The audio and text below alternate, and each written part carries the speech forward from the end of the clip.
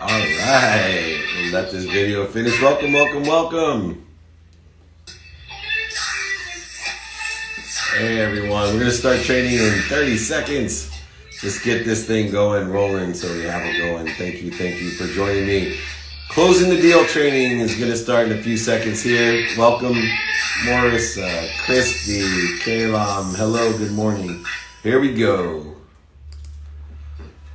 All right, welcome everybody. It is Friday training, my favorite training, and it's gonna be how to close the deal. I'm sure all of us are great openers, but we wanna be closers. And I'm gonna teach you all the aspects of closing, from the conscious, subconscious, and unconscious qualities necessary to close.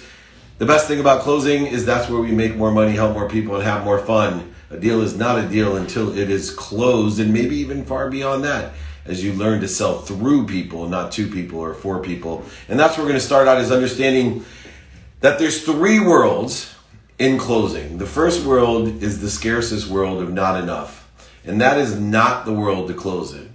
It's a great world to prospect in. It's a great world to stimulate interest in. When you have that scarce feeling that there's not enough, you're not gonna hit your number, you're not gonna hit your quota, you're not gonna end the month, you're not gonna pay your bills, that's gonna motivate you, but it's not gonna close the deal for you. In fact, it's gonna create interference, void, shortages, obstacles to the close. And so you need to recognize what world you're in according to what stage of the sale you're in order to maximize the opportunity of efficiency, effectiveness, and statistical success in closing a deal. The second world is the world of just for you.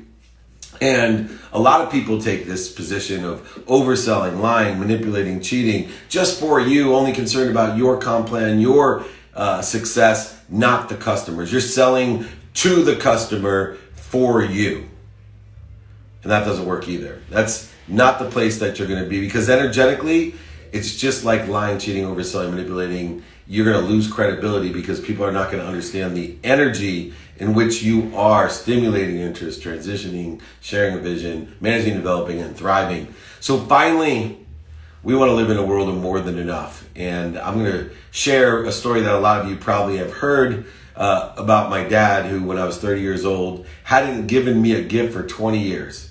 He had forgotten my birthday when I was 10, lied to me and told me that he didn't forget my birthday. He just didn't believe in birthdays, even though he was giving my siblings, himself, his new wife, all birthday presents. And so for 20 years, I thought my dad was a liar, a cheater, manipulator, overseller, and back-end seller. Definitely not a closer. But he gave me this jacket to teach me about the world of more than enough. He told me, as I have behind me, money doesn't buy happiness, son. Money doesn't buy love, son. You need this jacket. And I opened it up and it had no pockets. And I was furious. I wasn't ready to hear that story, that money doesn't buy happiness or love. I only understood he was punishing me. The jacket had no pockets because he wanted me to hang it in the closet to remind me that I live in a world of more than enough that comes through me, that I came here with no thing and I will leave here with no thing. And I will be buried in that jacket because I have nothing I can take with me. And that's where we shift the paradigm of selling, from selling to get instead of getting to give. And we want to receive. And in order to do that, we have to understand how the process of selling works. The selling starts with asking, right? Throughout this property, you need to remember this process, that you are asking throughout the process. But in order to ask throughout the process, you need to know what you are asking for. And I use two series of questions at all time, whether you're stimulating interest, transitioning interest, sharing a vision, managing and develop that vision, or thriving. You need to ask how you can be of service or value, but you also ask a series of questions of, do you know anyone that can help me? No matter what place you are, you're continually asking, in person, on the phone, via email and media, radio, print, TV, social media. You need to ask those two series of questions, because what happens if we don't ask is we limit the amount of people that we get to ask. We limit the amount of people we can transition by not asking. We limit the amount of people we can share a vision with when we don't ask. We limit the amount of people that we're managing and developing the vision when we don't ask. And we manage the amount that we receive when we don't ask. You cannot out-ask the universe. You cannot ask the universe enough times, and the amount of times. You cannot ask big enough. Trust me. People's biggest problem is that they don't ask through the entire process, and they continually limit themselves and diminish their capacity literally by math. You need to ask more and more and more. That's what creates the statistical success. It will relieve you of your talent. What does that mean, it will relieve you of your talent? That if maybe you're just starting off, I can be half as good of you if I'm asking twice as many times. I can be a quarter if I ask 4 times as many times. What if I'm asking throughout the process 10, 20, 30 times? I'm literally allowing myself to compete with less talent simply by understanding the 2 series of questions. And when we're asking those questions, number 1, we want to ask as many questions to stimulate interest. We want the biggest pool with the most people to stimulate interest too. And that starts by understanding one rule of the open. In order to close, we want as many people as we can interested in what we're selling. Okay, as many people as we can, right? We know because it diminishes the capacity of our talent, it allows us to be better and better by asking more people. And it starts by looking for people with an open mind. That's why the critical question is, do you know anyone that can help me? Because most people start off in the negative. They start out with resistance, voids and shortages, obstacles, corrosion, interference between them and sharing a vision. And so they just assume, they're a gatekeeper. They would never help me. They would hurt me. They're in it for themselves. They take this scarce to me world where they're the victim, and then why me? Why nobody wants what I want? Or a for me world. Well, they won't help it because it's just for them. The same 3 worlds. If they lived in an abundant world, they would look upon everybody as somebody that was a sponsor or a power sponsor. What is the common denominator between a sponsor and a power sponsor? An open mind. By asking people, do you know anyone that can help me? You are qualifying whether or not they have an open mind. And statistically, you're killing it right at the start of stimulating interest by attracting people with open minds, because it takes 1,000 times more energy, money, resources to change somebody's vision that has a closed mind than it does an open mind. 1,000 times! You're already statistically so much more successful simply by qualifying people if they have an open mind or not. And remember, when we're stimulating interest, in order to maximize the number of people so that we can have the most number of people close and the biggest opportunities close, when we're asking people with open minds, we want to only realize in stimulating interest, there's one person. That's to have them ask back. What do I mean by that? In person, we want them to ask us back. In the phone, we want them to call us back. In email, we want them to email us back. On social media, we want us to DM or message us back. They got to get back to us. And if you realize right now that the only reason that you try to stimulate interest, you have one objective: not to sell, not to share a vision, not to tell stories and oversell, back and sell, manipulate, lie, and cheat, or whatever you're doing now, not to leave long 30-minute messages that you think are going to help you. It's simply get people to get back to you. In person, on the phone, email, or social media. The only purpose of stimulating interest is to have them ask back, email back, call back, or DM or message you back. So make sure that you're focused strictly upon that, looking for open-minded people and asking them, do you know anyone that can help me? And as we maximize the capability of stimulating interest, the next step is to transition that interest from an open mind of not necessarily any details or features and benefits or capabilities that you have, or any quantitative analysis, or even some credibility. Simply curiosity of an open mind to call you back, email you back, DM you back, or ask you back. And if you do that, we in second step need to transition interest. And how do we do that? Well, we have to follow up and ask back. We're sharing, whether it's collateral material, information to build credibility and emotional attachment, people bound emotion for logical reasons, whatever it may be. We have to be effective with our time and efficient with our time, because remember, we're dealing with people that are 1,000 times more likely to help us. And we're asking so many more times, and exponentially, everybody knows 1,000 more people than they used to know. Our numbers get extraordinarily large, so we can't waste time chasing. So I've instituted in the transitioning interest 3 no rule. And a 3 no rule is, if I get you to email me back, call me back, text me, DM me back, whatever it may be, and you have now transitioned interest in order to set up another call or look over my stuff, and I start to follow up, no matter what happens, if it doesn't work out, the follow-up, that's a no. And don't call me back. One no. If my car breaks down and I miss the call, that's a no. If I forget to make the call, that's a no. If you tell me you're busy, that's a no. After 3 no's in trying to transition interest from stimulating interest to a shared vision, after 3 no's of setting up phone calls and meetings and coffee or whatever you do with the efficacy of your time, after 3 times it not working out for any reason, universal reason, it doesn't matter, you're accountable or they're accountable, doesn't matter, you need to learn your transition of interest line.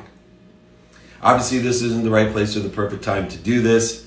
I have to attend to people that I am doing business with that have showed that interest. I apologize. But if you are interested, please call me back, email me back, DM me back, text me back, whatever it may be, whenever you're ready. 50% of the time when you walk away, 50% of the time you'll get that meeting to share a vision. And the other 50%, you'll never hear from them again. Even though you stimulated interest with an open mind, proved the power sponsor and sponsor, even though you tried 3 times and they set up a call, a meeting, a text, an email, etc., even though they were saying yes, yes, yes, yes, yes, 3 no's means no, walk away. 50% of the time you'll never hear from them again. Thank goodness. Thank goodness, because you're made by the people that say no to you in sales. Because I see so many people wasting all their time, emotion, energy, money on people that are never going to say yes. Why not go back after 1,000 times people with open minds? If the universe is telling you no, they're telling you no, not the right time, not the right place. Emotionally, my dog died, my cat got hungry, my flat tire happened, or on your side, the same thing happened. What's going on? Walk away. Tell them, hey, when you're ready, call me, but I'm going to move on. 50% of the time, it's going to move you forward. 50% of the time, the more valuable 50% of the time, never hear from them again. You will not be banging your head against a brick wall. Now, after you've stimulated interest with people with open minds, sponsors and power sponsors, transition those interests utilizing the 3-no rule, knowing how many times to follow up, having that certainty to stick to, having that statistical success that involves. Now we have to share a vision. Now we're selling. Right? Up until this point, you're not selling. You're creating curiosity with the specific goal of getting them to get back to you, email back, text back, call back, DM back, whatever it may be. Then you're using the 3-no rule to transition the interest to have this opportunity to sell. Selling is sharing a vision. That's all it is. And in order to sell, there's 5 things that you need to do in order to share a vision. 1, you need to, the best you can, show your credibility. I always say if I'm 100% credible, I don't have to be anything else, because if I'm 100% credible, I could tell you all right now to wire me $1 million on Monday. I'll give you $2 million by the end of the year. Nobody asks any questions. They just wire the money because I'm 100% credible. So many people diminish their credibility by lying, overselling, exaggerating, upselling, whatever they're doing. And they don't realize that even though it's a small little manipulation, a small oversell, a factual incongruency, now the person goes from trusting you to vetting you. They go from trusting you to vetting you. Now you've created all types of voids, shortages, obstacles, interference, and corrosion to the sales process because you went from trust to vet. So don't do it. Work within the context with a fine-tooth comb to have everything be credible, and then go ahead and get the emotional attachment. People buy on emotion for logical reasons. How and why do we get emotional attachment? In selling and closing, we just have to open and question. What are you doing today? And according to you stimulating interest, transitioning interest with the correct collateral material, and using the 3-no rule, you then can find out what they're doing today. And once again, what they like about it, what don't they like about it. Make yourself equal, then have them appreciate the difference of what you do. Make yourself equal to what they do today, and then have them appreciate the difference of what you do. That appreciation needs to be quantified. Appreciate the reasons that different quantifiably makes a difference. Quantify the impact that appreciation of the difference makes, and quantify the capabilities, the skills, the knowledge, and desire that appreciates the difference as well. So if you make yourself equal, then have them appreciate the difference according to a quantified value, you will have greater statistical success. and be able to share a vision. But you are not done, because part of credibility is not conscious. Part of credibility is not conscious. What does that mean? That means that we carry an energy. And we need to carry an energy that we are providing more value than we're asking for. This creates trust and like. This creates a feel-good atmosphere when we're sharing a vision that everybody's winning. And it comes from an energetic state that sits within your subconscious and even your quantum memory, your unconscious. I practice my energy of value every day. I wake up every morning with a 120 rule, 120 energy. What does that mean? That I'm taking a test, a baseline of my energy every day of how much value I'm providing and how much value I'm asking. How do I do that? During my meditation every day. Not only do I pray to God for 10 people that I can help, but I also envision me lying in my room with bags of $100 bills, and then me going out into the world handing $100 bills to everybody and only asking for 20 back. And then I sit and feel what that feels like, so that I have a baseline for the day to know when my energy is not in that mode, where people might feel the same way as when we're not credible and we oversell, back and sell, lie, cheat, manipulate. If we carry the wrong energy, that we are overselling, underselling, back end selling, lying, manipulating, cheating someone, if we carry that energy, and it may just because we're in an argument with our wife. You can't carry that energy because people cannot distinguish consciously why you have that energy. But there's something weird about that. I don't trust him. You're going to literally diminish your capacity to close. So make sure you practice the 120. I do it. Look, I went to a family function.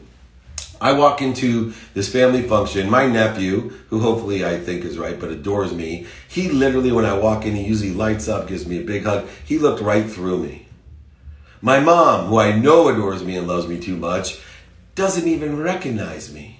I immediately leave the room because I feel from that baseline that my energy is off. And people are going to misinterpret my energy for something that is probably not. They're going to start seeking instead of trusting. They're going to vet my energy. Instead of trusting, they're going to vet. We want to stay in the trust zone, the like zone, not the vet zone.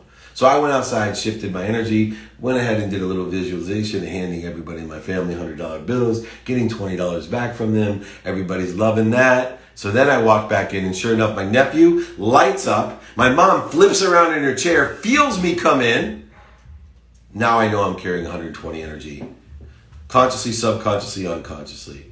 We are always closing in the respect that we are providing more value than we're asking for. It's that simple. If I told you right now, I use a pen example in my book, Connected to Goodness, which, by the way, I'm happy to send everyone for free. I'm happy to sign it, pay for shipping, send it to you. It talks about the pen value index in that book. I have guides, exercises, all of those are for free. If you want it, just email me, david@dmeltzer.com. david@dmeltzer.com. I'll send everything to you. Here's the pen value index of the 120 rule.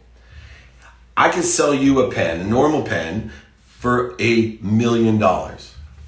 And now I usually do this in big audiences, say, who here thinks I can sell you this little pen for $1 million? Nobody raises their hand. What if I offered you that pen for $1 million, guaranteed you could sell it for $2 million, but would let you borrow $1 million at 0% interest, and I'd put $1 million in escrow in whoever you want's account, and at the end of the year, if you weren't able to sell this pen for $1 million, with the $1 million that I let you borrow, I would release the $1 million and relieve you of your debt. Can you see any reason why you wouldn't want to buy the pen for $1 million? No. Why? Because it has more value than I'm asking for. And you're completely trustworthy of it and secured in it. Trust, not vet. Make sure that you literally are providing more and more value in that respect. Now, one of the other things that we talked about was asking through the whole process. Asking, do you know anyone that can help me? You got to ask for the sale. I know this sounds funny. I've had 2 different pitch shows. Elevator pitch, everybody can watch that. I am launching 2-Minute Drill on Bloomberg and across the country in multiple platforms, including Amazon now and Comcast, Reach TV. It's going to be extraordinary. And as I was piloting both shows and utilizing both shows, I can't believe that I've had 2 shows that deal with pitching and 33 or more % of the people never ask. They never ask. You don't get unless you ask. You cannot ask big enough. You cannot ask often enough. You cannot ask enough. Ask, ask, ask. Ask, do you know anybody that can help me? Ask somebody, can you see any reason why you want to move forward? And if you have credibility, emotional attachment, and have been able to quantify the reasons, impacts, and capabilities, nobody will say no. And if we get to that point of closing where nobody says no, here's the best part, right? And come, anybody wants to practice it, look, $50,000 worth of prizes each episode. Come try out for a 2-minute drill. I'd love to have you on there. David@Meltzer.com. It's easy. But you've got to have the ability, the mindset to handle one word, and that's no.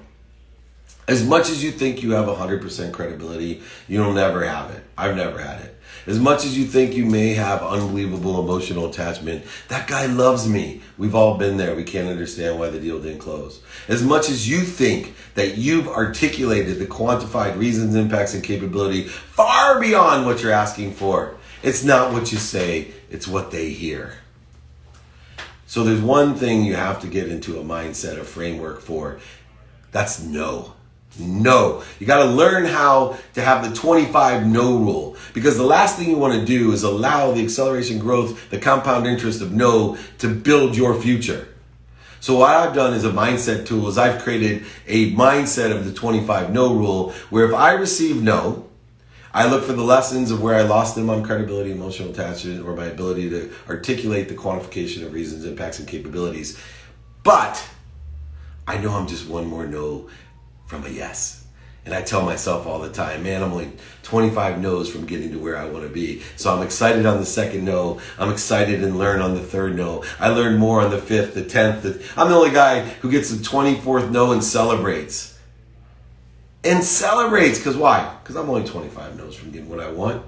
Jack Canfield, who I wrote Unstoppable, Creating the Life You Love. I'm happy to send that book to you for free as well. David@Meltzer.com. Go ahead, just reach out. He was rejected for the greatest selling private book of all times over 120 times. 120 no's. He sold over 500 million of the Chicken Soup for the Soul books. Over 500 million. Next to the Bible is the most any book has ever sold. But yet he had the 25 no rule in his mind. He had the 125 no rule. You got to have the mindset that a no is just a lesson, right? It's a complete turn signal for you. I'm going to move in a different direction, a better direction. I'm going to find the yeses. I'm going to learn how to articulate my credibility, emotional attachment, and quantify the reasons, impacts, and capabilities. I'm going to learn this. And I'm going to keep on asking, more and more, bigger and better. I'm going to keep on asking.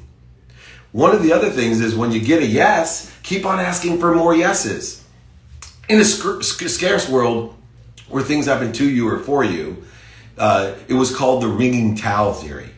In a scarce world where you try to get the most out of somebody, this negotiation, that's not it. This is about abundance. This is about you receiving and allowing to come through you for others. When you give $100 of value and ask for 20 back, you're giving an $80 net, right? You're giving. It's a form of giving. You're receiving so you can give. And this ringing towel theory, though, still applies in the philosophy of asking. So when someone says yes, keep asking for more. Allow them to feel good. Because look, everybody, one man's trash is another man's treasure. That's more true than ever when you ask. There's so many things if you don't ask, they may be able to get mutual value from, but you never asked. Oh, you need it? Oh, I didn't know you needed that. I had that desk. You're going to help me out. Get it out of here. Get it out. Really? Oh, thank goodness I asked. Oh, wow, that's a really nice, oh yeah, we got to get this thing out of here. So many times we don't ask. Keep asking it. The yes, keep asking. And then if you get no's, ask till you get 3 no's. Like a wringing towel, right? When a towel's wet, you wring it. Water comes out, keep asking. Water comes out, water stops coming out, squeeze 2 more times, ask 2 more times. Then you know you've asked for enough, time to walk away. That's how we maximize the value for everyone, not just for you. Right? Because when we're asking, there has to be some value for them. We're carrying 120 where we're articulating, right? How to be equal and appreciate the difference. Trust, not vet. And that 25, that mindset. Now, when we get a yes, we have now we stimulated interest, transitioned interest, shared vision. The fourth step of selling through people, not to people, right? Remember, everybody now today knows a minimum of 1,000 people. Unlike when I was young, they knew 4 or 5 to play golf cards, were in a church group or whatever it was. People on average know 1,000 people. So we sell through them so we can thrive. So we empower others to empower others to empower others. That's how we make multiples. That's how we compound interest. That's how we exponentially grow our pipeline and our sales and our closing. So we got to learn to manage and develop. Most people think when they close a deal, when they share a vision, that they're 80% there. Not even close. You're 20% there. Managing and developing that vision, selling through people, is 80% of it. And you need to have a go, no, go plan. I'm more than happy to send that to you as well. We have a go, no, go plan that manages the expectations of, we're going to do this, and we're going to agree upon it, that you're satisfied, then this, at the beginning. And guess what? If you have a go, no, go plan, just email me, david@dmeltzer.com. I'll send it to you for free. If you have a go, no, go plan, then you'll be able to capture the 80% that's the most difficult 80% of business of closing. Not stimulating interest. That's easy. You just got to find someone with an open mind and ask in person, on the phone, via email and social media. Get them to get back to you. 2, transitioning interest. Just got to remember the 3 no rule. Sharing a vision. Absolutely. Trust, vet, just have to be able to have credibility, emotional attachment, and quantify reasons, impacts, and capability. 80% of closing is one thing: collecting. And you efficiently, effectively will increase the ability to collect if you manage expectations and develop that vision, manage and develop the vision by having a go, no, go plan and doing what you say you do in a timely fashion, and you get a yes sign off each step of the way, including collecting the money, as was promised. 80% is collecting, 20% is closing. And if you do this, if you work into the world of abundance and you have the 120 energy and you walk around in an abundant attitude that there's enough of everything for everyone, and you keep asking through the process, from stimulating interest to transitioning interest to sharing a vision to managing and developing a vision, ask, and understanding the positivity of yes and even the more value of no. And if you can do this and quantifiably show that 120 value, you will sell through people and you will thrive. All of your customers are not only customers, they become your ambassadors, your salespeople. And since everybody knows on average 1,000 people, the compound interest and exponential growth that is witnessed and experienced today has never been seen before. And if you do this, I promise you, closing will be as easy as opening. And there'll be a lot more closures than openers when it comes to business. I appreciate everyone. Please remember, we all live in a world of abundance, of more than enough of everything for everyone. You can email me for any of these guides, exercises. Everything's available. We're going to take some Q&A for the next half an hour, so pump them up in there. I want to see some great questions. Leave them in the Q&A. We'll deal with those. Email me, david@dmeltzer.com. You can also join my text community. A lot of this here. 949-298-2905, 949-298-2905. All right, let's open up here the Q&A, and we'll get going. Okie dokie, here we go. What is the best way to open a potential employer? So when we're opening a potential employer, we want to be able to stimulate interest. So the best way is to ask for a conversation. To why? To show your credibility, your emotional attachment, quantify the reasons, impacts, and capability, but more important, to ask open questions of how you can be of service or value. Because if you keep asking what they're looking for today, what they do today, what they like about it, what they don't like about it, you can utilize closed-ended questions in order to align it supplementary, synergistically with your capabilities, your skills that you have to provide 120 value, your knowledge of what and who to have 120 values. And you can utilize it to display that trust of one thing, the common denominator of all successful people, that you have the desire that you must be what you can be.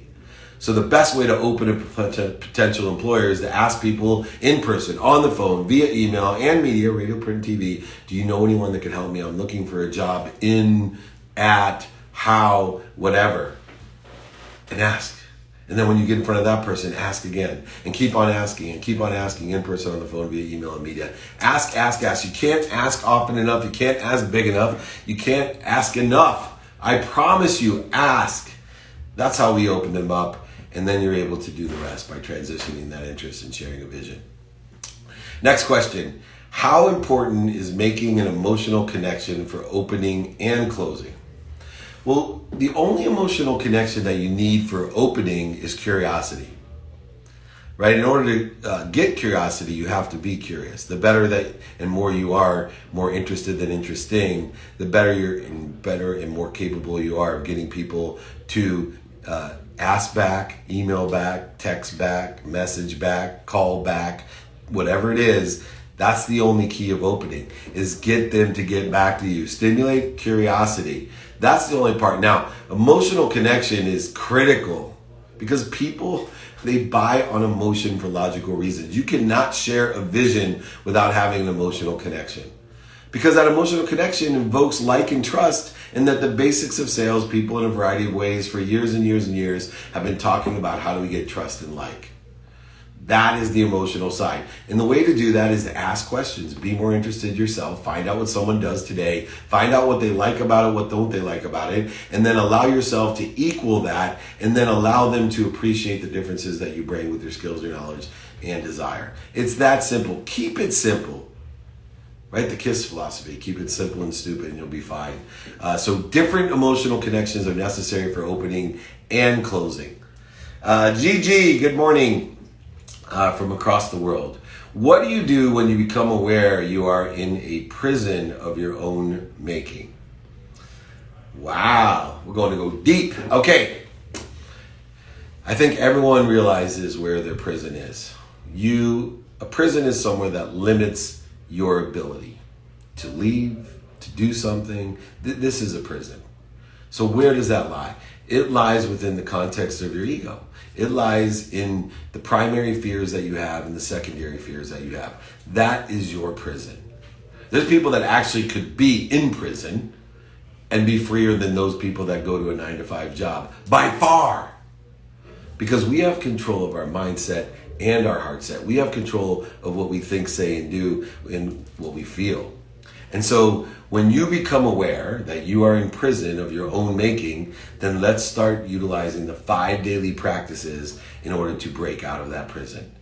Take inventory of your values, personal, experiential, giving and receiving values, so you know what you want. Ask and attract. We talked about that today, in stimulating interest, transitioning interest, sharing a vision, managing, develop a vision, and thriving by asking, do you know anyone that can help me? And asking, do you know I can be of service or value? Be a student. Start to implement the magical mathematical equation of luck. Start paying attention to and giving intention to what you think, say, do, believe, and even the unconscious competencies of what your characteristics, personality traits, obsessions, and addictions are dictating in your life. And if you take the attention plus the intention, you'll start invoking the mathematical equation of luck. Coincidences will start happening. That's right. Attention plus intention equals the coincidences that you want. Freeing you once again from your self-limitations or prison that you became aware of that you're making. Do things now. If you do things now, you'll be present. 100% of the things you do now get done. People who get things done are free. People that get things done are successful. People that get things done are happy. Get things done. Do it now. Ask yourself, according to the values that you took inventory at the beginning of the day, what's my priority? Can I do this now? If so, do it. If not, go study it tomorrow. Prioritize it tomorrow. And then finally, most importantly, identify those primary and secondary fears. The primary fears are Freud fears. You can look them up. The secondary fears, I have learned there's 4 steps. Number 1, identify what you're afraid of. That will free you. The need to be right, the need to be offended, separate, inferior, superior, anxious, frustrated, angry, guilty, resentful. All of these different things imprison us. And if you become aware of it, then you can stop it. You can start breathing and put yourself to neutrality and roll. When you are in prison of your own making, you are on fire. When you are on fire, you need to stop, drop, and roll. It's that simple. When you become aware that you are in prison of your own making, take inventory of your values, ask and attract, be a student, evoke the mathematical equation of luck, do it now, and most importantly, practice ending fear by being a ferocious Buddha, being aware of it, identifying it, and then stop, drop, and roll. Put out that fire. Free yourself from that prison. All right, next question. What do you do when you become aware that, sorry, there's a duplicate. Well, at least you know we're live. David@dmeltzer.com, by the way, if you want any of these exercises, guys, my book's for free. Come and join me. All right, if I talk fast, by the way, and answer these too fast, all the replays are available. Email me, david@dmeltzer.com. Spotify's featuring it. They give a playbook of all my trainings. If you missed any, go back, go to Spotify. All my trainings are featured there. Entrepreneur features the playbook. It's on every platform if you want. Very easy to find. You can always email me, david@dmeltzer.com. What's the worst pitch you've ever heard? That's easy. One that doesn't ask. The worst pitch. The worst pitch I ever heard, ask for nothing. I don't know what you want. What kind of pitch is that?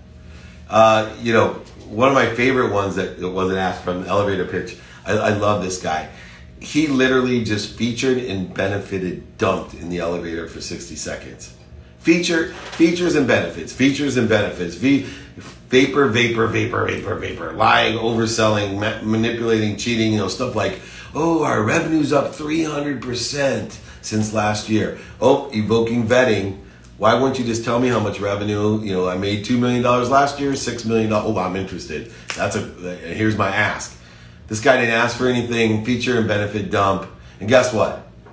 He comes out of the elevator. It's the early days of elevator pitch when we use one elevator and had to walk past the judges that wouldn't open the doors. People would be frustrated or angry and blame, shame, justification for us as judges. And this guy just attacked me. Oh my God, you just made the worst decision of your life. I can tell you that a lot of people have told me that. And guess what? I've made many of the worst decisions of my life, so you're probably right. Because I don't know what I don't know, and it can't be the worst decision of my life if I learn a lesson. And it definitely isn't the worst decision of my life if you're right and make millions of dollars. Just because I'm left out doesn't make it the worst decision of my life. Losing $100 million is a pretty bad decision. But not making $100 million and you making $100 million, I'm connected to you. I live in a world of abundance. I pray for your happiness. That's a win for me. But anyway, this guy gets out and attacks me. And as he's attacking me, he's like, and I was going to give you 20% of the company and we've done $2 million in revenue. And I said, whoa, that'd have been nice to know in the elevator. All you did was feature and benefit dump. You never told us any value, quantitative value, and your attitude. I think Danica Patrick on that episode called him the D word, and just the worst. Anyway, make sure you ask. Make sure you have the 120 rule. Make sure you have credibility, emotional attachment, and can articulate the quantified reasons, impacts, and capabilities. All right, what are the personal characteristics of a great closer? So there's two kinds of closers, and this is in a variance change. At the one end of a closer is the eagles. The eagles are one who are born with a quantum memory to close. They can sell ice to Eskimos. I call them eagles because they naturally fly higher than any other bird. And then you have the journey person. The journey person is someone who follows the 5 to thrive, enjoys the consistent, persistent pursuit of their potential. They can outperform an eagle every day of the week. There's always the anomalies, the Kobe Bryants, LeBron James, Magic Johnsons of the world that are born eagles and still have journeyman attitudes. Those are the dream ones. That's what I tried to be within sales, because I definitely wasn't that on the athletic side of things. I was a journeyman, an average Division III football player. But in the sales realm, I'm definitely born an eagle and work as a journeyman. And I learned that journeyman attitude to enjoy the consistent, persistent pursuit of my potential on the field. And now I utilize it off the field, and hopefully to motivate, transition, and inspire you to do the same. What is the best way to leave a voicemail? There we go.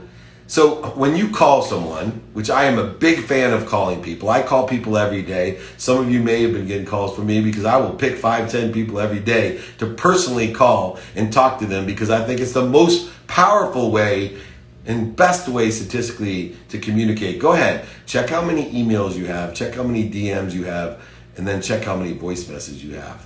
I promise you, you are in a small pool if you're leaving messages. So first of all, when you call someone, you have to take a statistical view of your objective because we're going to stimulate interest with a call most of the time. So one, they can answer. So be prepared to stimulate interest if they answer, right? In other words, get them to ask you back to transition interest to a shared vision. If they don't answer, that's when we leave a voicemail. There's only one only one purpose of a voicemail, in my opinion, unless you're calling your mother-in-law. There's only one purpose: to get them to call you back. But yet I have so many people that try to sell on a voicemail. I've never seen anyone buy on a voicemail. I've never seen a vision shared on a voicemail. Very rarely when someone's selling on a voicemail, we even stimulate interest. You'll usually get hung up on. If you understand the only purpose of a voicemail is to get the person to call you back, your whole life will change. Not only the amount of time that you spend leaving voicemails, but how you leave it. Just stimulate interest to get them to call you back. That's how you do it, by providing 120 value of curiosity. Hi, this is Dave Meltzer. I got a quick question to ask you. 858-688-3294. Hi, this is Dave Meltzer. I need 1 minute of your time. Please call me back. 858-688-3294. That's my actual cell phone number. That's how many people actually use it. Please ask. What's the most important aspect of sales? The most important aspect of sales. Value. 120 rules. The most important aspect of sales is managing and develop a vision. 80% of it is collecting and managing a go, no go plan, which I'll send you for free, david@dmeltzer.com. And go ahead, that's the most important aspect, is how you manage and develop, because that allows you to sell through people. And if you want to compound interest, exponential growth, and acceleration in your business or in your life, you have to sell and share a vision through people. Not 2 people or 4 people, through people. And you can only do that if you manage and develop that 80%.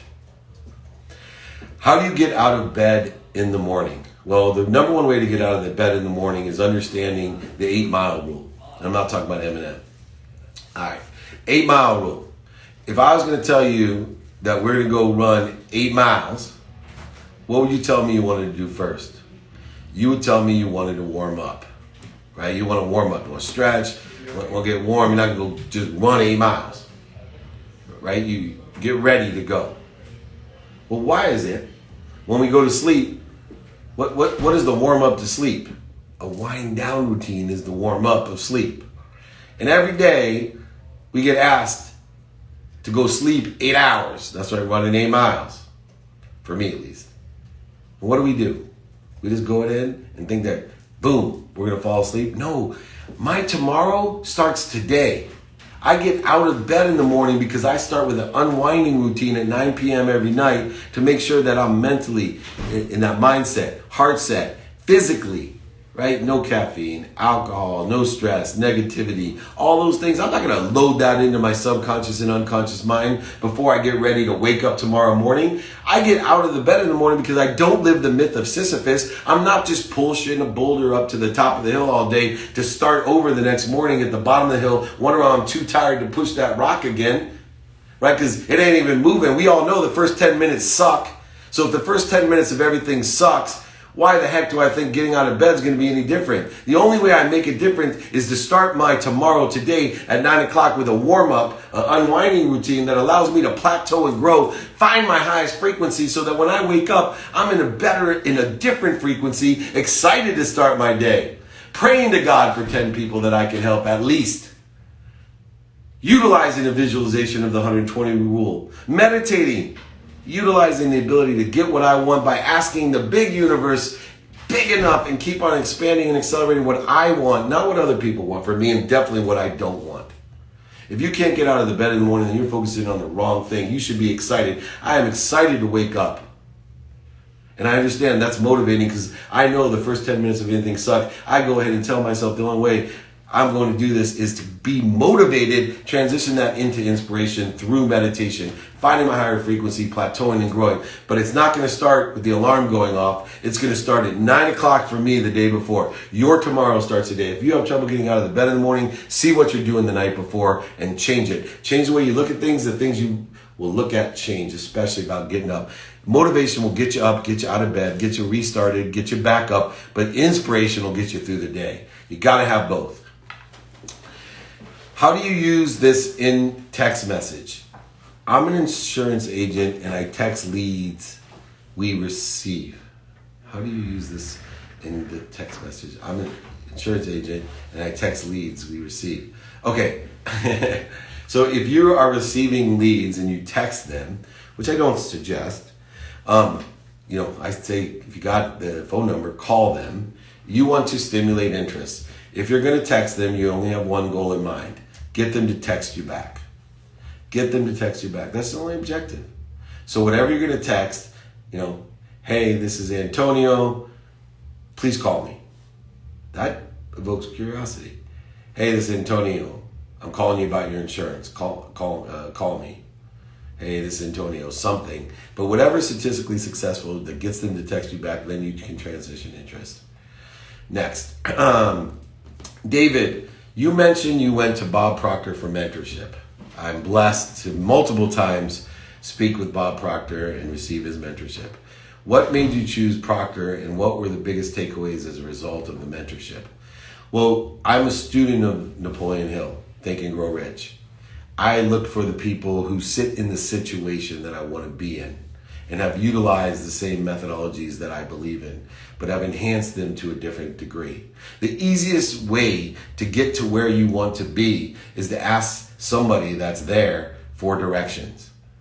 Bob Proctor, at 80 years old, was there. And I wanted to ask Bob for the directions utilizing the same maps that he used and wanted to make sure I was using the right map and using the right directions and using the right gas and using the right car. All the different things that he used, and I asked for his help. And Bob Proctor not only is a mentor, but became a friend and a business associate because I asked him for directions where he was. He changed my life. At 80 years old, I was there. He was speaking on his birthday. And at the time, I had rebuilt all that I had lost and sat there going, man, my wife wants me to retire, wants me to travel around the world, and I can't do that. I need activity I get paid for in my life. I need to stay in the process, in pursuit of the enjoyment of the consistent, persistent pursuit of my potential. How can I do this? And there he was at 80 years old, speaking on stage, getting paid to speak on stage, inspiring, empowering, and impacting people at the greatest resorts in the world, paid for by them, the greatest food company, inspiration, writing books. And I said, wow, Bob Proctor sits in a situation I want to be in. My wife could travel with me. I can have activity I get paid for. I can empower over 1 billion people to be happy. So I went up to Bob and asked him, can you help me? Do you know anyone that can help me? I'm looking to do and be a great motivator, inspirer. I'm looking to write books that will change the world and speak on stages to change the world and create content to change the world. I'm looking to empower others to be happy. I'm looking for 1,000 people that I can find, like everyone on here today, and we'll find another 1,000 to find another 1,000. Will you help me? He said, absolutely. That's how it all happened. Find someone that sits in the situation you want to be in and ask them how they got there and ask them for your help getting there, or if they know someone that can help you. What's the most effective way to get through the gatekeeper and into the decision maker? First of all, the best way to get through a gatekeeper is to realize there's no gatekeeper. Get your mindset and your heart set. There's only power sponsors and sponsors. That's all. There's only people that know someone that can help you or that can help you themselves and know someone that can help you. Stop thinking that everyone's trying to stop you. They are not stop signs. They are turn signals. They're pushing you in a better position, a better place, a better situation. That's all they're doing. They are not gatekeepers. You are accountable for the way they are reacting to you because you're treating them that way. You get what you want. Stop electing into your life gatekeepers when you can elect into your life sponsors and power sponsors, the coincidences that you want. That will open the gate, right? You can go ahead. Look, huge walls in front of me. You can dream all you want. You can run around the huge wall. You can spend your time going over the wall, digging under the wall. Or you can just find the key and open the door right to the decision maker. With somebody supporting you, helping you, and sponsoring you, or pyro sponsoring you. You can do that. It's all up here. Everybody's a sponsor and pyro sponsor. That is how you do it. If you can utilize someone by asking them for help, making you an investment of theirs, by asking, do you know what can help me, and articulating the credibility, emotional attachment, quantifying and articulating the quantification of the reasons, impacts, and capabilities, so you can see there could be no reason why you won't want to move forward. They're going to move forward in your direction with your help. All right, next question. Cold call, email, or face-to-face? What's best? Depends on the person. Depends on the time. Time in person, right? We want to make sure, some people you'll never meet face-to-face, so email may be the best thing. Cold call, if I don't know the person and the only thing I have is his phone number, cold call. Look for statistical success. Use your simple common sense to say, this is statistically the best way I can get a hold of this person. And then stimulate interest. If it's a cold call, get them to call you back. If it's an email, get them to email back. If it's a face-to-face, get them to ask you back. Okay? Next question. What do you believe is the best way to generate leads with social media today? It's simple. Empower people with value. Ask and attract. Ask and attract. So go ahead, ask people, do you know what can help me? Go ahead, create value for people to ask you to help them. Create the ask and attract in social media, but be consistent. The biggest problem with social media is people don't realize that it has to be the most consistent of all. Because you don't know, there's so many more people. It's direct access to 4.4 billion people, and you think that because you posted 3 times this week that everyone's sick of you. Nobody remembers you, and they don't remember what you said. You better be posting as much as possible. Until one person in your life that loves you or likes you or doesn't like you or hates you says one thing to you about being annoying because you post too much, you haven't even hit the bottom of what you should be doing. You got to be consistent and persistent. You have to, in order to generate leads via social media, build a community. The only way to build a community is to find your frequency, strengthen your signal, understand who the spectrum of people are. Like my favorite example, the Dr. Pimple Popper. She has more subscribers than the entire Pro Football Hall of Fame because she knows her frequency and her spectrum, and she has a very clear message of what she does. You can only do that if you consistently, persistently post whatever it is, and be of value and service, and ask. That's the key right there. When it comes to advertising on social media, how many times would you recommend we post on our personal pages about our product? Would it be overwhelming for the audience if I posted a few times a day about my product? Don't want to seem like a nuisance. Well, it applies exactly to what I was saying before, but I think I'd be less obsequious about just posting about your product. Why don't you poke about the reasons? Why don't you post about the impact? Why don't you post about the capabilities, the skills, the knowledge, the desire of people? Why don't you post testimonials? Why don't you post, circumstantial things, stories, lessons that somehow attract people to understand or want to learn more or stimulate interest about your product? And 3 times is probably not enough. I would post more if you can. After 1, I'll think about it. Send me an email with some more info. Is it okay just to call them and ask them for some more info about how they feel? Or is that too pushy? Absolutely it's okay. Absolutely it's okay. It's fine. And you just have to be gracious and diplomatic enough, not apologetic, gracious and diplomatic. Thank you for your time. Don't say, I'm sorry, I don't want to bother you. I know you're busy. These are all negative, void, shortages, obstacles, and resistance. Thank you for your time. Thank you for calling me. Thank you for following up. Thank you for the 1 minute. I just wanted to ask you if what you liked about what I sent. Oh, I haven't had time to talk. Oh, can I quickly go over it with you? Does that sound fair? Remember, everybody likes that line, does that sound fair? Fairness is an amazing energy. You know, I know when we're parents and our kids say, "Dad, that's not fair." You say, "Oh, the only fair I know is pigs and horses and Ferris wheels down in Del Mar." But people like, does that sound fair? Start using it. It's in my Connected to Goodness book, which, by the way, with the exercises, guides, my books, I will send you for free. I'll sign it, ship it to you. I don't care. Go ahead, email me, david@dmeltzer.com. Please reach out. How do you know what are good questions to ask? Any question that's open-ended that you can learn about the person as a lead-in to ask closing questions that align you, supplementary or synergistic with the capabilities that you have is a good question. Anything that evokes curiosity is a good question. Anything that illustrates credibility or emotional attachment is a good question. There's very few questions that are not good questions if they're open-ended or leading in the construct of aligning people with your synergistic and supplementary values and capabilities. You can do this, I promise you.